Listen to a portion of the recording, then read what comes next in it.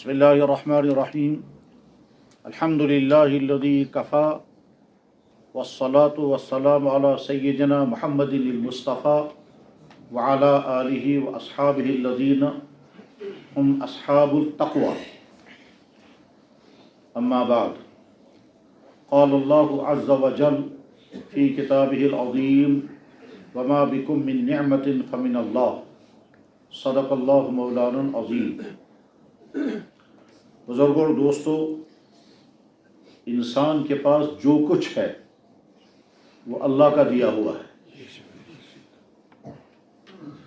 اور سوچنا یہ چاہیے کہ جو کچھ ہے اگر نہ ہوتا تو کیا ہوتا۔ انسان کے پاس جو کچھ ہے اس میں کچھ چیزیں تو وہ ہیں جس میں انسان کی اپنی محنت کا کوئی دخل نہیں ہے، وہ صرف اور صرف اللہ کے فیصلے اور اللہ کی عطا سے ملنے والی چیز ہے، اور کچھ چیزیں ایسی ہیں جس میں انسان کو بھی کچھ نہ کچھ محنت کرنی پڑی ہے، کچھ محنت کی ہے، اس کے نتیجے میں وہ چیز حاصل ہوئی ہے۔ انسان کا یہ سارا جسم مکمل جسم جس میں تمام اعضاء ہیں، اس جسم کے بنانے میں انسان کی کوئی محنت نہیں، نہ اس نے اپنی آنکھ خود بنائی، نہ آنکھ کے اندر لائٹ پیدا کی، نہ اس نے اپنے کان پیدا کیے، نہ کان کے اندر سننے کی طاقت پیدا کی، نہ اس نے اپنا جسمانی یا دماغی نظام بنایا، اور نہ اس کو ٹھیک رکھنے کے لیے جو کچھ ہونا چاہیے اس میں کوئی محنت لگی ہے۔ انسان کی باڈی کے بننے میں انسان کی اپنی محنت کا کوئی دخل نہیں ہے، کوئی کردار نہیں ہے، کوئی رول نہیں ہے، کچھ نہیں کر سکتا، اور چاہے گا بھی تب بھی نہیں کر سکتا۔ انسان کی شکل بننے میں انسان کا کوئی دخل نہیں، انسان کا جسم مکمل ہے، اس میں بھی انسان کا کوئی دخل نہیں، اور خدا نہ خواستہ کوئی اب نارمل ہوگا تو اس میں بھی انسان کا کوئی دخل، اس میں کوئی تبدیلی کرتا۔ تو یہ تو وہ نعمتیں ہیں جو انسان کو ملی اور صرف اللہ کے فیصلے سے ملی ہیں، اور کچھ چیزیں وہ ہیں جس میں انسان کی محنت بھی لگی ہے۔ مثلا انسان تعلیم یافتہ ہے، اس میں محنت اس کی بھی لگی، انسان کے پاس عہدہ ہے، اس میں اس کی محنت بھی لگی، انسان کے پاس پیسہ ہے، اس میں اس کی محنت بھی لگی ہے، انسان کے پاس مکان ہے، اس میں اس کی محنت بھی لگی ہے، انسان کا نکاح ہوا، اس میں اس کی محنت بھی لگی ہے، اور اولاد ملی، اور اولاد ملنے میں بھی کچھ نہ کچھ محنت تو انسان کو لگی ہے، باقی اولاد ملنا۔ لیکن جن چیزوں میں انسان کی اپنی محنت لگتی ہے اور پھر وہ چیز ملتی ہے، وہ بھی ڈیپینڈ کرتی ہے اللہ کے فیصلے پر۔ ایسا ہو سکتا ہے کہ ہم نے کسی کام کے کرنے کے لیے جو کچھ کیا جائے وہ سب کچھ ہم نے کیا، رزلٹ پہ بھی ہماری مرضی کے مطابق نہیں نکلا، اس وجہ سے کہ وہ اللہ کا فیصلہ نہیں تھا۔ خدا نہ خواستہ انسان بیمار ہو جائے، وہ کیا کرے گا؟ ڈاکٹر کے پاس جائے گا، ڈاکٹر کے انتخاب میں سمجھداری برتے گا، دوسروں سے پوچھے گا، سوچنے کی کوشش کرے گا، پھر اس کی نظر میں جو بہتر سے بہتر معالج ہوگا اس کے بعد پہنچے گا، اور اس ارادے کے ساتھ پہنچے گا کہ یہ ڈاکٹر مجھے جو کچھ کہے گا مجھے اس کو پابندی کے ساتھ اس کو فالو کرنا ہے، ماننا ہے۔ اس کے بعد صحت ملے گی یا نہیں ملے گی، یہ اللہ کے اختیار میں ہے۔ ایسا ہو سکتا ہے کہ یہ صحیح ڈاکٹر کے پاس گیا، یہ بھی ممکن ہے کہ ڈاکٹر کی ڈائگنوزنگ بالکل صحیح تھی، یہ بھی ہو سکتا ہے کہ دوائی وہی والی دوائی ہے جو اس بیماری میں استعمال ہوتی ہے، اور ہزاروں انسان اسی دوائی کو استعمال کرتے کرتے ٹھیک ہو گئے، پر یہ والا ٹھیک نہیں ہوا کیونکہ اللہ کا فیصلہ نہیں تھا۔ تو دنیا میں ہمیں جو کچھ ملا ہے یہ دو قسم کی چیزیں ہیں، کچھ وہ ہیں جس میں ہماری کسی محنت کا کوئی دخل نہیں، کچھ وہ ہیں جس میں کچھ نہ کچھ ہماری محنت کا بھی دخل ہے، لیکن دونوں جگہ فیصلہ اللہ کا ہی ہے۔ وہ چیزیں جس میں ہماری محنت کا کوئی دخل نہیں، اس میں تو سارا فیصلہ اللہ ہی کا ہے۔ یعنی اللہ نے ہم کو بینا بنایا، نابینا نہیں، سننے والا بنایا، بہرا نہیں، بولنے والا بنایا، گونگا نہیں، پورا جسم اب پیدا کیا ہے، ناتوان اب نارمل نہیں پیدا کیا، اور اس میں ہماری محنت کا کوئی دخل نہیں ہے۔ ہماری شکل جیسی بھی ہے، اللہ نے جیسا چاہا بنایا، اس میں ہماری محنت کا کوئی دخل نہیں، ہم اس میں کوئی مداخلت بھی نہیں کر سکتے تھے، کوئی رائے نہیں دے سکتے تھے، کوئی مشورہ نہیں دے سکتے، کوئی چینجنگ نہیں کرا سکتے تھے، یہ ہمارے بس میں تھا ہی نہیں، کسی انسان کے بس میں نہیں۔ لیکن کچھ نعمتیں جو ہمیں ملی ہیں، ان نعمتوں میں ہماری کچھ نہ کچھ محنت کا دخل ہے، لیکن وہ ڈیپینڈ نہیں کرتے ہماری محنت پر، وہ ڈیپینڈ کرتے اللہ کے فیصلے پر۔ ہم اگر تعلیم یافتہ ہیں، ہماری محنت ضرور لگی ہے، لیکن تعلیم یافتہ بننے میں اللہ کا فیصلہ بھی شامل رہا ہے۔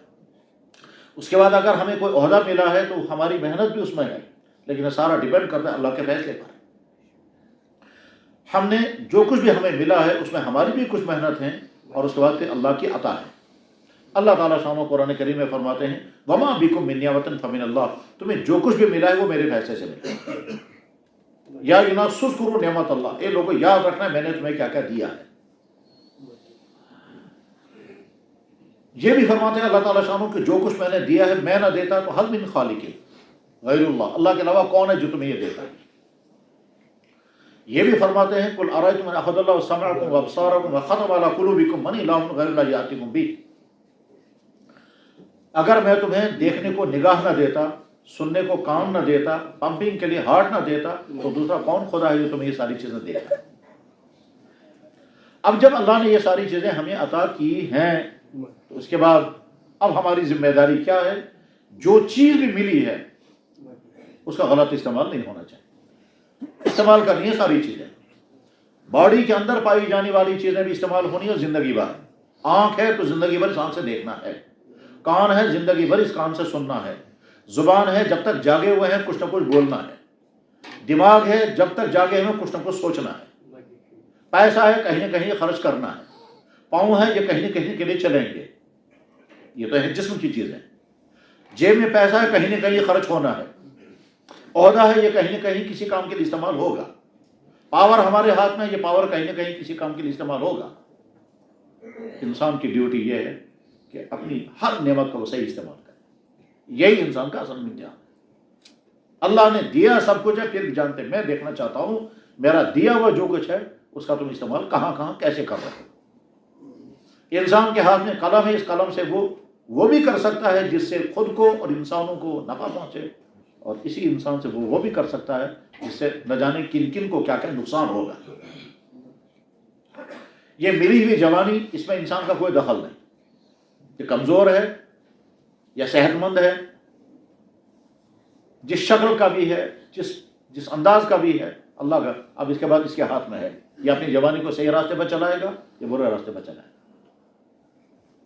ہمارے ہاتھ میں کوئی عہدہ آیا، چاہے دین کا عہدہ چاہے دنیا کا عہدہ، چاہے کوئی پرائیویٹ یا کسی ڈپارٹمنٹ کا، چاہے گھر کا عہدہ ہے کہیں کا بھی ہے، یہ عہدہ ہمارے ہاتھ میں، یہ نعمت ہے، اس کا ہم صحیح استعمال بھی کر سکتے ہیں، غلط استعمال بھی کر سکتے ہیں۔ صحیح استعمال کریں گے تو اس کے نتیجے میں انسانوں کو راحتیں ملیں گی، اور غلط استعمال کریں گے تو اسی کے ذریعے سے انسانوں پر ظلم ہوگا۔ جیب میں پیسہ ہے یہ صحیح جگہ بھی خرچ ہو سکتا ہے اور غلط بھی، صحیح جگہ پر خرچ ہوگا تو بہت درست، اور غلط جگہ پر خرچ ہوگا تو وہ ظلم ہے۔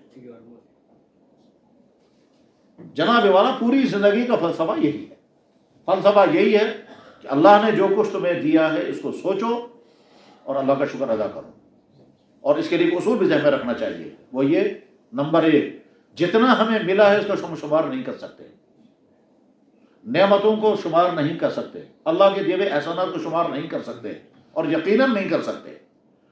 انسان کی باڈی میں کیا کیا اللہ نے دیا ہے نہیں شمار کر سکتے، وہ تو تب پتہ چلتا ہے جب ڈاکٹر کہتا ہے آپ کی فلاں چیز کم ہو گئی ہے۔ جب ہم ڈاکٹر کے پاس گئے اس نے کہا صاحب چیک اپ کے بعد پتہ چلا آپ کا کولیسٹرول لیول جو ہے وہ اب نارمل ہو گیا ہے، آپ کا وٹامن فلانا کم ہو گیا ہے، تب ہمیں پتہ چلا یہ تھی کوئی چیز بدن میں، ہم نے آج تک کہاں اس کا شکر پڑا تھا۔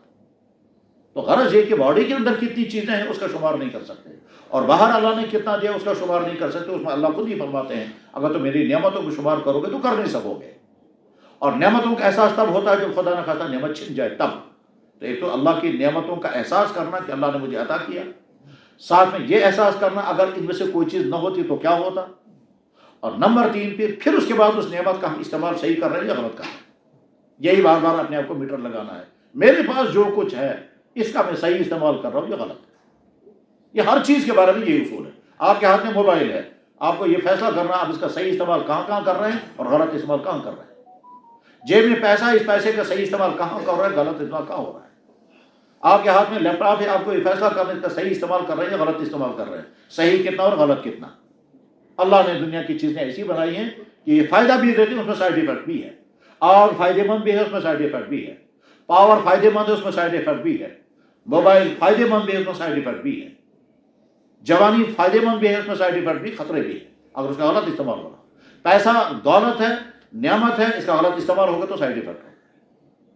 انسان کو پاور مل گیا، اس پاور کو، یہ نعمت ہے، اس کے ساتھ اس کا سائڈ افیکٹ ہے کبر آئے گا، اس کے ذریعے سے انسان ظلم کرے گا، اس کے ذریعے سے لوگوں کو لوٹ کھسوٹ کرے گا اور کیا کرے گا۔ تو پورا فلسفہ اتنا ہی ہے، تمہیں جو کچھ ملا وہ میرا دیا ہوا ہے، ان میں کوئی چیز تمہیں نہ ملی ہوتی تو تم سوچو تمہارا حال کیا ہوتا۔ اور آسان والی مثال ہے، میں نے تمہیں زبان دی، اس میں بولنے کی صلاحیت رکھی، اگر میں نے تم کو گونگا بنایا ہوتا تو ان کو دیکھو جو گونگے ہیں اور کیسے وہ تڑپتے اپنی بات سمجھانے کے لیے۔ مجھے پرسوں ایک صاحب فون کر رہے تھے، کہنے کا اگر گونگا انسان ذبح کرے گا تو اس کا ذبح صحیح ہے یا نہیں؟ میں نے کہا جب اس کا نکاح صحیح ہے، اس کی نماز صحیح ہے تو ذبح بھی صحیح ہے۔ کہتا وہ پڑھے گا کیا؟ میں نے کہا یہ اللہ جانے گا اور وہ جانے گا، تمہارا کیس نہیں ہے، لیکن تمہارا کیس یہ ہے، تم سوچو اگر اللہ نے تم کو گونگا بنایا ہوتا تو کیا ہوتا۔ تو اب اگر اللہ نے ہم کو بولنے کی طاقت دی تو ہمیں ساتھ یہ بھی دیکھنا ہے کہ یہ زبان غلط تو نہیں استعمال ہو رہی۔ بس یہی خلاصہ ہے، بار بار سوچنا چاہیے میرے پاس جو کچھ ہے اللہ کا دیا، ان میں کوئی چیز نہ ہوتی تو میرا حال کیا ہوتا۔ جو چیز ہے اس کا میں صحیح استعمال کر رہا ہوں یا غلط استعمال کر رہا ہوں، صحیح استعمال کر رہا ہوں اللہ بھی خوش، ہم بھی صحیح، اور غلط استعمال کر رہے ہیں تو مجرم اور بدترین مجرم ہیں۔ اس پر اللہ تعالیٰ فرماتے ہیں میں نے تجھے آنکھ دی تو نے غلط استعمال کی، میں تجھے اندھا بناتا پھر، میں نے تجھے عہدہ دیا تو نے اس کا غلط استعمال کیا، میں تجھے بے روزگار رکھتا، سڑکوں پر صفائی کرنے والا بناتا پھر، میں نے تجھے مکمل جوانی دی تو نے اس کا غلط استعمال کیا، میں تجھے ابنارمل پیدا کر دیتا پھر، میں نے جیب میں پیسے رکھے تو نے اس کا غلط استعمال کیا، میں تجھے بھکاری بنا دیتا پھر، میں نے رہنے کے لیے مکان دے، اس مکان میں تم نے برے کام کیے، گانا سنا، میوزک چلایا، گناہ کے کام کیے، اللہ کا میں تم کو بے گھر رکھتا تب، میں نے تجھے اولاد دی، ان اولاد کی تم نے صحیح تربیت نہیں کی، میں تجھے بے اولاد رکھتا ہے تب۔ بس ہر چیز کے بارے میں یہ میٹر لگاتے رہنا چاہیے۔ بس میسیج یہی ہے بولنے والے کے لیے بھی اور سننے والوں کے لیے بھی، ہمارے پاس جو کچھ ہے اللہ کا دیا، ان میں کوئی چیز نہ ہوتی تو ہماری زندگی ابنارمل اور پریشانی والی ہوتی۔ ہم جو کچھ اللہ نے دیا ہے اس کا ہم صحیح استعمال کریں۔ یہ صحیح استعمال کہاں سے ہوگا؟ اس کو سیکھنا ہوگا، اس کو پوچھنا پڑے گا، اس کو جاننا ہوگا۔ بالکل اسی طرح سے جیسے ہم کسی دوائی کا استعمال کریں گے تو ڈاکٹر سے پوچھیں گے۔ جب ہم جاننا چاہیں گے کہ صاحب اس چیز کی فوڈ ویلیو کیا ہے تو ماہر سے پوچھیں گے۔ جب ہم یہ جاننا چاہیں گے کہ اس میڈیسن کا استعمال کیسے ہوگا تو ماہر سے پوچھیں گے۔ بس اسی طرح سے ہر چیز کا استعمال کہاں کیسے کرنا ہے اس کے ماہر سے پوچھنا ہے، اور وہ ماہر ہیں جناب محمد الرسول اللہ۔ وہ ہمیں تفصیل سے بتائیں گے کہ تمہاری جوانی کیسے گزرنی چاہیے، کہ جوانی میں کیا نہیں ہونا چاہیے، تمہارا پیسہ کیسے تمہیں کمانا ہوگا اور کیسے نہیں کمانا ہے، یہ پیسہ مل گیا اس کو خرچ کیسے کرنا ہے اور کیسے نہیں کرنا ہے، تمہارا نکاح ہو گیا تم اپنی نکاح کی لائف کو کیسے گزارو گے اور کیسے کیا، اولاد تمہیں مل گئی اولاد کے ساتھ تمہیں کیا کرنا ہے کیا نہیں کرنا ہے، تمہاری پراپرٹی تقسیم ہوگی کیسے ہوگی اللہ اور اللہ کے حکم کے مطابق۔ بس ہر چیز اللہ اور اللہ کے حکم کے مطابق ہوگی تو ہم کہیں گے کہ یا اللہ ہم آپ کے وفادار ہیں، اللہ یہی چاہتے ہیں میں نے اپنی بندوں کو جو کچھ دیا ہے میری مرضی کے مطابق وہ استعمال کریں۔ اور جب انسان اللہ کی مرضی کے مطابق ہر چیز کا استعمال کرے گا تو اسی کا نام ہے ہدایت۔ ہدایت کوئی الگ چیز نہیں ہے، اس کے معنی یہ نہیں ہے کہ ہم ساری وہ خوشیاں چھوڑ دیں، کھانا پینا چھوڑ دیں، پانی پینا چھوڑ دیں، جوس پینا چھوڑ دیں، مزیدار غذائیں نہ کھائیں، اچھے کپڑے نہ پہنیں، اچھے مکان نہ بنائیں، شادیاں نہ کریں، اور اس کا نام ہوگا دینداری۔ نہیں، دینداری نام ہے اس کا سب کچھ کرو، سب کچھ کرو اور اللہ کے حکم کے دائرے میں رہ کر اور نبی کے سکھائے ہوئے اصول کے مطابق سب کچھ کرو، اسی کا نام ہدایت ہے۔ ننگا ہونے کا نام ہدایت نہیں ہے، ہدایت نام ہے کپڑا پہنو مگر نبی کے طریقے کے مطابق۔ بھوکا رہنے کا نام ہدایت نہیں ہے، ہدایت نام ہے کھاؤ مگر نبی کے اصول کے مطابق۔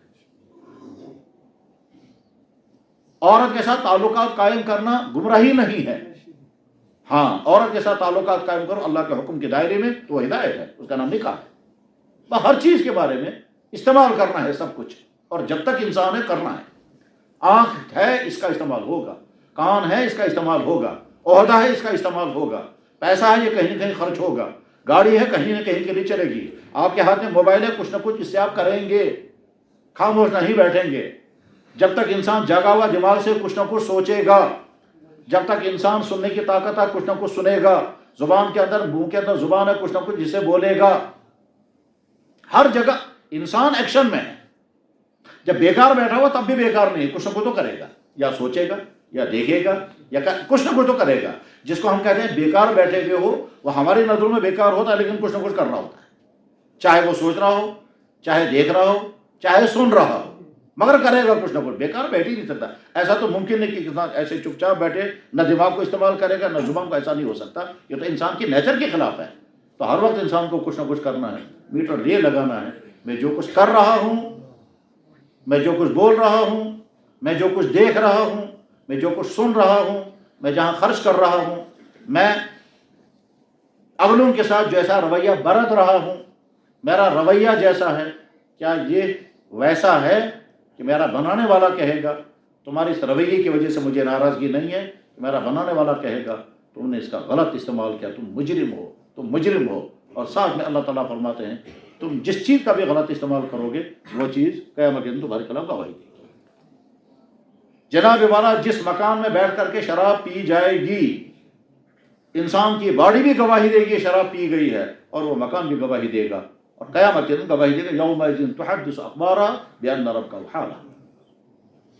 جس کرسی پر بیٹھ کر کے ہم نے خیر کا کام کیا، ہمارا یہ ہاتھ بھی گواہی دے گا، یہ کرسی بھی گواہی دے گی. اور اسی کرسی پر بیٹھ کر کے اگر ہم نے غلط کام کیا تو جس ہاتھ سے کیا وہ ہاتھ بھی گواہی دے گا، وہ کرسی اور وہ جگہ بھی گواہی دے گی.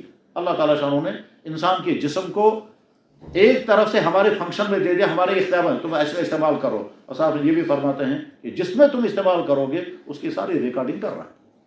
پہلے زمانے میں ریکارڈنگ سمجھ میں نہیں آتی تھی. آج کے زمانے میں کہ انسان کے ہاتھوں میں جو ڈیوائس ہیں ان سے سمجھ میں آ جاتا ہے کہ انسان کی باڈی ویسے ہی ریکارڈنگ کر رہی ہوگی جیسے انسان کی بنائی ہوئی چیزیں ریکارڈنگ کر رہی ہیں. اتنا چھوٹا سا چپس ساری دنیا کو اپنے موبائل کے اندر جمع کر لیتا ہے. تو جب انسان کا بنایا ہوا چھوٹا سا چپس اتنا سب کچھ کر سکتا ہے، اللہ کا بنایا ہوا جسم بھی سب کچھ ریکارڈ کر رہا ہے. اور قرآن میں اللہ تعالیٰ شاہ یہ تو فرمائے کہ تمہاری خال بھی ریکارڈنگ کر رہا ہے، اور یہ خال قیامت کے دن کا وہی دی.